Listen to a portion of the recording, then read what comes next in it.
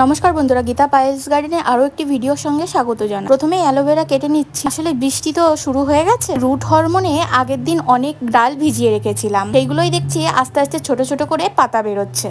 এবার সেইগুলোকেই টবে দিয়ে দেবো। এই দেখো অল্প অল্প করে পাতা কিন্তু গজিয়েছে। তোমরা যারা ভাবছো গাছের ডাল দিয়েই চারা করবে, তারা কিন্তু এখনই করতে পারো। দেখো আমরা অনেকদিন আগে ভিজিয়ে রেখেছিলাম, আর দেখো কি সুন্দর করে গাছ বেরিয়েছে। যাই হোক, নর্মাল গোবর সার যুক্ত মাটিতে আমরা বসিয়ে কোনো সার কিন্তু এতে দেওয়া চলবে না। আমাদের যে কটা ডাল ছিল দুটো টবে মোটামুটি লাগিয়ে দিলাম। তারপরে যখন গাছ আস্তে আস্তে বড় হবে, তখন কিন্তু এটাকে রূপান্তরিত করে আরো একটি টবে দিয়ে দেবো। তোমরা অনেকেই কমেন্ট করছো আর কমেন্ট করে ধৈর্য হারাচ্ছ। আমাকে একটু টাইম দিও, আমি তোমাদের ভিডিওর সবগুলো রিপ্লাই করে দেবো। সকলকে এত ভালোবাসা দেওয়ার জন্য অনেক ধন্যবাদ। এইভাবেই পাশে থেকেও আরো জন্য এগিয়ে যেতে পারি আর তোমাদের নিত্য নতুন যেন টিপস দিতে পারি। যারা ভাবছো এখনো গাছ করব তারা কিন্তু এই বর্ষাকাল থেকেই শুরু করতে পারো। কেমন লাগলো ভিডিওটি অবশ্যই কিন্তু জানিও।